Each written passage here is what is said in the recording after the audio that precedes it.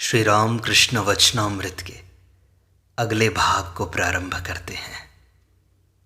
श्री राम कृष्ण एक गृहस्थ साधक को उपदेश देते हैं। वे कहते हैं, विद्या रूपिणी स्त्री वास्तव में सहधर्मिणी है। वह स्वामी के ईश्वर पथ में जाने में विशेष सहायता करती है। एक दो बच्चे होने के बाद दोनों आपस में भाई बहन की तरह रहते हैं। दोनों ही ईश्वर के भक्त हो जाते हैं, दास तथा दासी। उनकी गृहस्थी विद्या की गृहस्थी है। ईश्वर और भक्तों को लेकर सदा आनंद मनाते हैं। वे जानते हैं ईश्वर ही एकमात्र अपने हैं, चिरकाल के लिए अपने हैं। सुख में दुख में कभी उन्हें भूलते नहीं। जैसे पांडव। संसारियों का ईश्वर प्रेम क्षणिक है, जैसे तपाए हुए तवे पर जल पड़ा हो, छन्न शब्द हुआ और उसके बाद ही सूख गया। संसारी लोगों का मन भोग की ओर रहता है, इसलिए वह अनुराग, वह व्याकुलता नहीं होती। एकादशी 3 प्रकार की होती है। प्रथम, निर्जला एकादशी, जल तक नहीं पिया जाता। इसी प्रकार फकीर पूर्ण त्यागी होते हैं, एकदम सब भोगों का त्याग। दूसरी में दूध मिठाई खाई जाती है, मानो भक्त ने घर में मामूली भोग रखा है। तीसरी वह जिसमें हलवा पूरी खाई जाती है, खूब भरपेट खा रहा है। इधर रोटी दूध में भी छोड़ रखी है, बाद में खाएगा। लोग साधन भजन करते हैं, परंतु मन रहता है स्त्री तथा धन की ओर। मन भोग की ओर रहता है, इसीलिए साधन भजन ठीक नहीं होता। हाजरा यहाँ पर बहुत जप तप करता था, परंतु घर में स्त्री बच्चे जमीन आदि थी, इसलिए जब तब भी करता है, भीतर भीतर दलाली भी करता है। इन सब लोगों की बातों की स्थिरता नहीं रहती। कभी कहता है कि मछली नहीं खाऊंगा, पर फिर खा लेता है। धन के लिए लोग क्या नहीं कर सकते। ब्राह्मणों से, साधुओं से कुली तक का काम ले सकते हैं। मेरे कमरे में कभी कभी संदेश सड़ तक जाता था, फिर भी मैं उसे संसारी लोगों को दे नहीं सकता था। दूसरों के शौच के लोटे का जल ले सकता था, परंतु ऐसे लोगों का तो लोटा भी नहीं छू सकता था। इसके बाद मणि श्री राम कृष्ण से पूछते हैं, महाराज जी, ध्यान का नियम क्या है? कहाँ पर ध्यान करना चाहिए? श्री राम कृष्ण कहते हैं, प्रसिद्ध स्थान है हृदय। हृदय में ध्यान हो सकता है, अथवा सहस्रार में। ये सब विधि के अनुसार ध्यान शास्त्रों में है। फिर तुम्हारी जहां इच्छा हो ध्यान कर सकते हो। सभी स्थान तो ब्रह्ममय हैं, वे कहाँ नहीं हैं। जिस समय बलि की उपस्थिति में नारायण ने 3 पदों से स्वर्ग, मृत्यु, पाताल ढक लिया था, उस समय क्या कोई स्थान बाकी बचा था? गंगा तट जैसा पवित्र है, वैसा ही वह स्थान भी जहां कूड़ा करकट है। फिर यह बात भी है कि ये सब उन्हीं की विराट मूर्ति है। निराकार ध्यान बहुत ही कठिन है। उस ध्यान में तुम जो कुछ देख या सुन रहे हो, उन सब को हटा देना चाहिए। फिर केवल तुम्हारे सत्य स्वरूप का चिंतन रह जाता है। इसी स्वरूप का चिंतन कर शिव नृत्य करते हैं। मैं क्या हूँ, मैं क्या हूँ, ऐसा कहकर नृत्य करते हैं। इसे कहते हैं शिव योग। इस ध्यान के समय कपाल की ओर दृष्टि रखनी होती है। नेति नेति कहकर जगत को छोड़ अपने स्वरूप का चिंतन करना होता है। और एक होता है विष्णु योग। नासिका के अग्रभाग में दृष्टि, आधी भीतर आधी बाहर, साकार ध्यान में इसी प्रकार का होता है। शिव कभी कभी साकार चिंतन करते हुए नाचते हैं, राम राम ऐसा कहकर भी नाचते हैं। ओम शब्द ब्रह्म है। ऋषि मुनि लोग उसी शब्द को प्राप्त करने के लिए तपस्या करते थे। सिद्ध होने पर साधक सुनता है कि नाभि से वह शब्द स्वयं ही उठ रहा है, अनाहत शब्द। एक मत है कि केवल शब्द सुनने से क्या होगा, दूर से समुद्र के शब्द का कल्लोल सुनाई देता है। उस शब्द कल्लोल के सहारे धीरे धीरे आगे बढ़ने से तुम समुद्र तक पहुंच सकते हो। जहां कल्लोल होगा वहां समुद्र भी अवश्य होगा। अनाहत ध्वनि के अनुसार आगे बढ़ने पर उसका प्रतिपाद्य जो ब्रह्म है उसके पास पहुंचा जा सकता है। उसे ही वेदों में परम पद कहते हैं। मैंपन रहते वैसा दर्शन नहीं होता। जहां मैं भी नहीं, तू भी नहीं, एक भी नहीं, अनेक भी नहीं, वहीं पर दर्शन होता है। मानो सूर्य और 10 जलपूर्ण घड़े हैं। प्रत्येक घड़े में सूर्य का प्रतिबिंब दिखाई दे रहा है। पहले देखा जाता है एक सूर्य और 10 परछाइयों के सूर्य। यदि 9 घड़े तोड़ डाले जाएं तो बाकी रहते हैं एक सूर्य और एक परछाई वाला सूर्य। एक एक घड़ा मानो एक एक जीव है। परछाई के सूर्य को पकड़ पकड़ कर वास्तव में सूर्य के पास जाया जाता है। जीवात्मा से परमात्मा में पहुंचा जाता है। जीवात्मा यदि साधन भजन करे तो परमात्मा का दर्शन कर सकता है। अंतिम घड़े को तोड़ देने पर क्या है वह मुख से नहीं कहा जा सकता। जीव पहले अज्ञानी बना रहता है, ईश्वर बुद्धि नहीं रहती, वरन नाना वस्तुओं की बुद्धि, अनेक चीजों का बोध रहता है। जब ज्ञान होता है तब उसकी समझ में आता है कि ईश्वर तो सभी भूतों में है। जिस प्रकार पैर में कांटा चुभता है तो एक और कांटे को ढूंढकर उससे वह कांटा निकाला जाता है। अर्थात ज्ञान रूपी कांटे के द्वारा अज्ञान रूपी कांटे को निकाल कर बाहर कर देना। फिर विज्ञान होने पर अज्ञान कांटा और ज्ञान कांटा दोनों को ही फेंक देना। उस समय केवल दर्शन ही नहीं वरन ईश्वर के साथ रात दिन बातचीत चलती रहती है।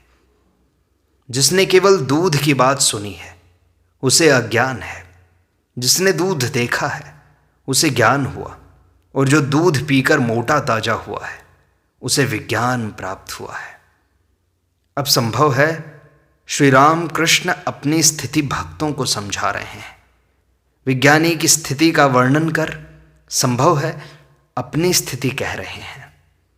श्री राम कृष्ण कहते हैं ज्ञानी साधु और विज्ञानी साधु में भेद है। ज्ञानी साधु के बैठने का कायदा अलग है। मूंछों पर हाथ फेर कर बैठता है। कोई आए तो कहता है क्या जी तुम्हें कुछ पूछना है। विज्ञानी साधु सदा ईश्वर का दर्शन करता रहता है, उनके साथ बातचीत करता है। अर्थात जो विज्ञानी है उसका स्वभाव दूसरा होता है। कभी जड़ की तरह, कभी पिशाच की तरह, कभी बालक की तरह और कभी उन्माद की तरह। कभी समाधि मग्न होकर बाहर का ज्ञान खो बैठता है, जड़ की तरह बन जाता है, ब्रह्ममय देखता है, इसीलिए पिशाच की तरह है। पवित्रता अपवित्रता का ख्याल नहीं रहता। संभव है बालक की तरह धूल मिट्टी में लेटकर भी खुद को अपवित्र नहीं समझता। कहता है कि शरीर इसी से तो बना है।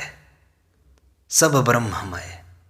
भात दाल बहुत दिनों तक रख देने से खराब होने पर भी उन्हें खा लेता है। फिर कभी उन्माद के समान होता है। उसकी चाल ढाल देखकर लोग उसे पागल समझते हैं। और फिर कभी बालक की तरह लज्जा, घृणा, संकोच इत्यादि कोई बंधन नहीं रहता। ईश्वर दर्शन के बाद यह स्थिति होती है। जैसे चुंबक पहाड़ के पास होकर जाने से जहाज के स्क्रू, कील, कांटे सब ढीले होकर छूट जाते हैं। ईश्वर दर्शन के बाद काम, क्रोध आदि नहीं रहते। माँ काली के मंदिर पर जब बिजली गिरी थी तो हमने देखा था सभी स्क्रू, कील इनके माथे से उड़ गए थे। जिन्होंने ईश्वर का दर्शन किया है उनसे फिर बच्चा पैदा करना अथवा सृष्टि का काम नहीं होता। धान बोने से पैदा होता है, परंतु धान उबाल कर बोने से उससे पौधा नहीं होता। जिन्होंने ईश्वर का दर्शन किया है उनका मैं केवल नाम का ही रह जाता है।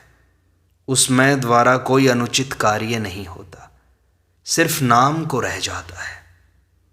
मैंने केशव सेन से कहा कि मैं को त्याग दो, मैं करता हूँ, मैं लोगों को शिक्षा दे रहा हूँ, इस मैं को त्याग दो। केशव ने कहा महाशय तो फिर दल नहीं रहता। मैंने कहा बुरे मैं को त्याग दो फिर। ईश्वर का दास मैं, ईश्वर का भक्त मैं, इसे त्यागना नहीं पड़ेगा। बुरा मैं मौजूद है, इसीलिए ईश्वर का मैं नहीं रहता। यदि कोई भंडारी रहे तो मकान का मालिक भंडार का भार स्वयं नहीं लेता। श्री राम कृष्ण कहते हैं, देखो इस हाथ में चोट लगने के कारण मेरा स्वभाव बदलता जा रहा है। अब मनुष्य में ईश्वर का अधिक प्रकाश दिखाई दे रहा है।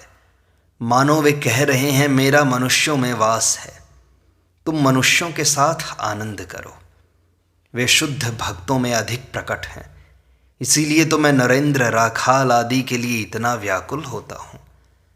तालाब के किनारे पर छोटे छोटे गड्ढे रहते हैं, उन्हीं में मछलियाँ, केकड़े आकर इकट्ठे हो जाते हैं। उसी प्रकार मनुष्य में ईश्वर का प्रकाश अधिक होता है। ऐसा ही है कि शालग्राम से भी मनुष्य बड़ा है, नर ही नारायण है। प्रतिमा में उनका आविर्भाव होता है और भला मनुष्य में नहीं होगा।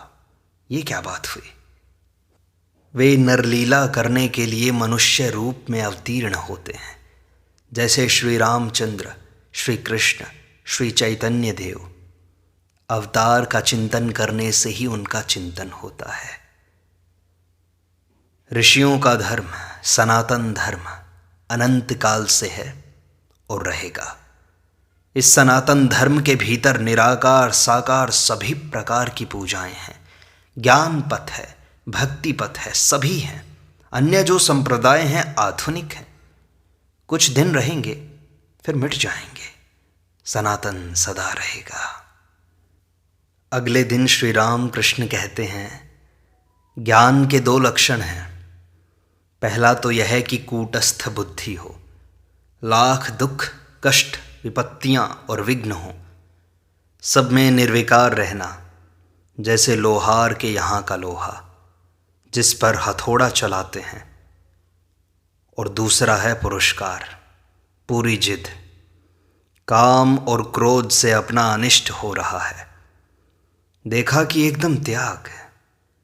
कछुआ जब अपने हाथ पैर भीतर समेट लेता है तब उसके 4 खंड कर डालने पर भी उन्हें वह बाहर नहीं निकालता।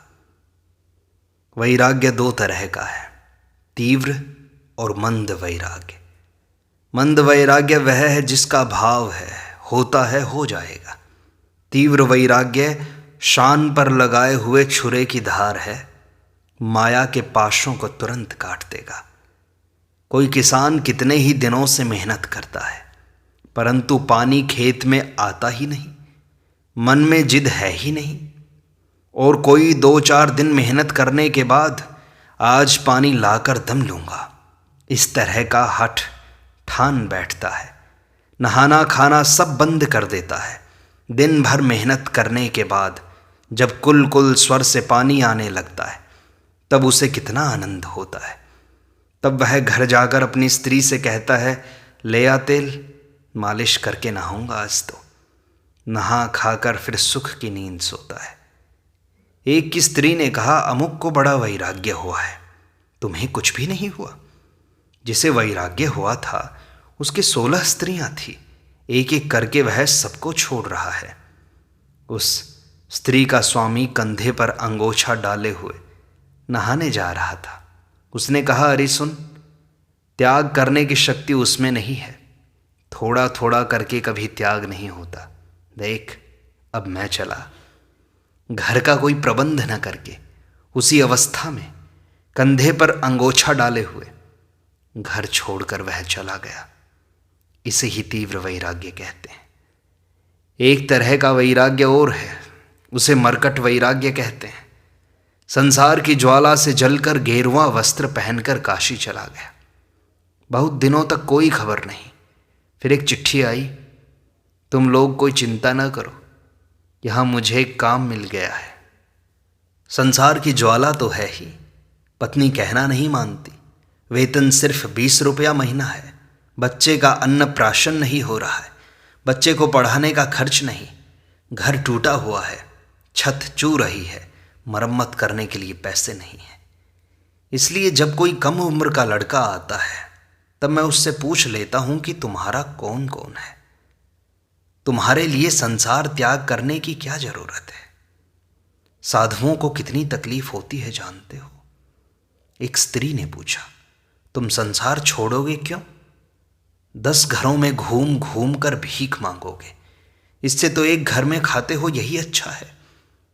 सदा व्रत की तलाश में रास्ता छोड़कर साधु संत 3 कोस से भी दूर चले जाते हैं। मैंने देखा है, जगन्नाथ के दर्शन करके सीधे रास्ते से साधु आ रहे हैं, परंतु सदा व्रत के लिए उन्हें सीधा रास्ता छोड़कर जाना पड़ता है। यह तो अच्छा है, किले से लड़ना, मैदान में खड़े होकर लड़ने में असुविधाएं हैं, विपत्ति, देह पर गोले और गोलियां आकर गिरती हैं।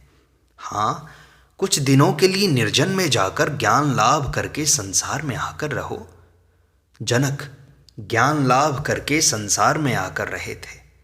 ज्ञान लाभ हो जाने पर फिर जहां रहो उसमें कोई हानि नहीं।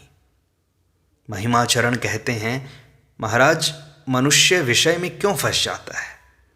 श्री राम कृष्ण कहते हैं, उन्हें बिना प्राप्त किए ही विषय में रहता है, इसलिए उन्हें प्राप्त कर लेने पर फिर मुग्ध नहीं होता। पतंगा अगर एक बार उजाला देख लेता है तो फिर और उसे अंधकार अच्छा नहीं लगता। उसे पाने की इच्छा रखने वालों को धैर्य धारण करना पड़ता है। अगले दिन श्री राम कृष्ण प्राण कृष्ण से कहते हैं, मनुष्य में परमात्मा का ज़्यादा प्रकाश है।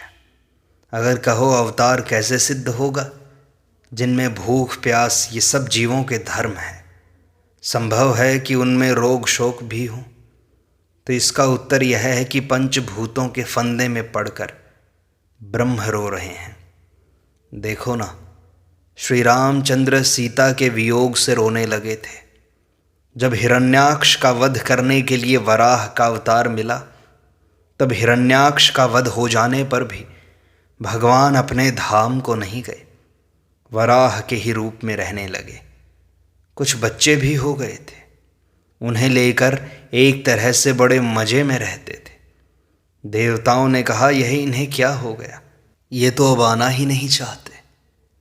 तब सब मिलकर शिव के पास गए और सब हाल उन्हें कह सुनाया। शिव ने उनके पास जाकर उन्हें समझाया, पर सुनता कौन है। वे अपने बच्चों को दूध पिलाने लगे। तब शिव ने त्रिशूल से उनकी देह नष्ट कर दी। भगवान खिलखिलाकर हंसे और अपने लोक में चले गए। प्राण कृष्ण कहते हैं, महाराज यह अनाहत शब्द क्या है? श्री राम कृष्ण कहते हैं, अनाहत शब्द सदा आप ही आप हो रहा है। यह प्रणव ओंकार की ध्वनि है, परब्रह्म से आती है। योगी इसे सुनते हैं। विषयी जीवों को यह ध्वनि नहीं सुन पड़ती। योगी जानते हैं कि वह ध्वनि एक ओर तो नाभि कमल से उठती है, दूसरी ओर उस क्षीर सिंधु शाही परब्रह्म से। प्राण कृष्ण कहते हैं, महाराज परलोक कैसा है? श्री राम कृष्ण कहते हैं, जब तक आदमी अज्ञान दशा में रहता है, अर्थात जब तक ईश्वर लाभ नहीं होता तब तक जन्म ग्रहण करना पड़ता है, परंतु ज्ञान हो जाने पर फिर इस संसार में आना नहीं पड़ता। पृथ्वी में या किसी दूसरे लोक में जाना नहीं पड़ता। कुम्हार धूप में सूखने के लिए हंडियां रख देता है, देखा नहीं तुमने? उनमें कच्ची हंडियां रहती हैं और कुछ पकी हुई भी। कभी कभी जानवरों के आने से कुछ हंडियां फूट जाती हैं। उनमें जो हंडी पकी हुई होती है उसे कुम्हार फेंक देता है, उससे फिर उसका कोई काम नहीं चलता। और अगर कच्ची हंडी फूटी तो कुम्हार उसे ले लेता है, भिगोकर गाला बनाकर चाक पर फिर चढ़ा देता है, उससे फिर दूसरी हंडी तैयार करता है। इसी तरह जब तक ईश्वर दर्शन नहीं हुए तब तक कुम्हार के हाथ जाना होगा, अर्थात इस संसार में घूम घूम कर आना होगा। उबाले हुए धानों के गाड़ने से क्या होगा? फिर उससे पेड़ नहीं होता। मनुष्य यदि ज्ञानाग्नि में सिद्ध हो जाए तो फिर वह नई सृष्टि के काम का नहीं रहता, वह मुक्त हो जाता है। इस प्रकार श्री राम कृष्ण वचनामृत का यह भाग यहीं संपूर्णता को प्राप्त होता है। शेष अगले अंक में।